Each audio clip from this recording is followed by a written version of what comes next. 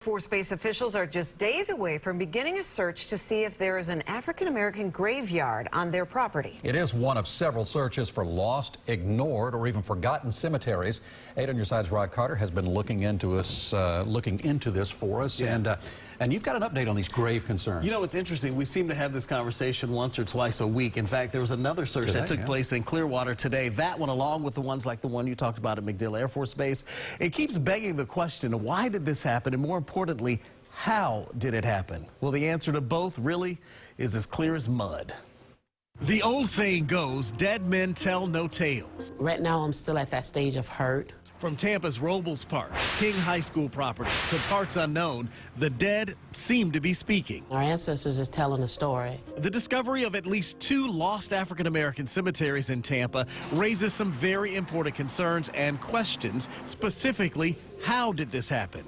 At Robles Park off Florida Avenue. It just says to me that black people have been here since there was a Tampa. Tampa historian Fred Hearns walks an area where hundreds lay beneath 70-year-old buildings. So there was no voice crying out in the wilderness saying, before we build, let's make sure that there's no truth to these stories, or maybe there is some truth to these stories. It just didn't happen in the 50s. And people definitely knew the graves were there. They've actually got, it looks to me, they've actually even got the numbering of the plots. This 1920s map at the University of South Florida clearly shows the existence of Zion Cemetery. Upwards of 800 burial plots there, including a potter's field. Surrounding it at the time, an African-American neighborhood. The African-American neighborhoods were being torn apart by eminent domain and torn apart to create housing for white citizens of this area.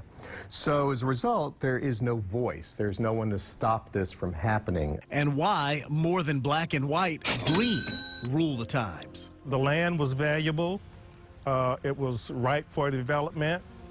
And so it happened. And you have to remember, in the early 1950s, there were no African Americans who had any real political clout. So right over here is actually the area. So you can see, just beyond that fence. Yeah, just beyond that. You see the white pipeline right there? Miles away at MacDill, a similar grave concern as the cemetery search starts up in just days here. We're taking our time with this, and we're making sure that we do everything right. We're hiring experts, and we're really looking at the area so that we can do right by the families if there are folks buried here, and do right by them because that's what they deserve. And it's a concern that won't end as more and more discoveries are made and underground secrets are revealed.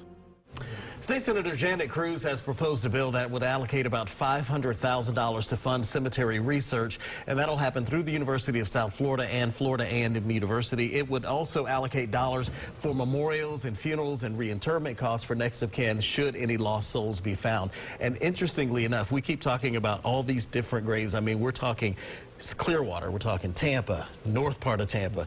It's not just here in Tampa Bay. This is happening all across the state and really all across the country. Yeah, initially I thought it was just a fluke the first time we reported on it. Clearly not. But what is the status of Janet Cruz's bill? At this point, it's working its way through committee, so it's not really finalized right now. Also important to mention that Representative Diane Hart from Tampa filed a similar measure in the House, and that's kind of working its way through committees as well. So we'll it's see important what to look back at this history and what you found. It's fascinating, too. And you can see photos of the old maps of where Zion Cemetery was located, plus see all of the in-depth stories Rod's been working on at WFLA.com and our app.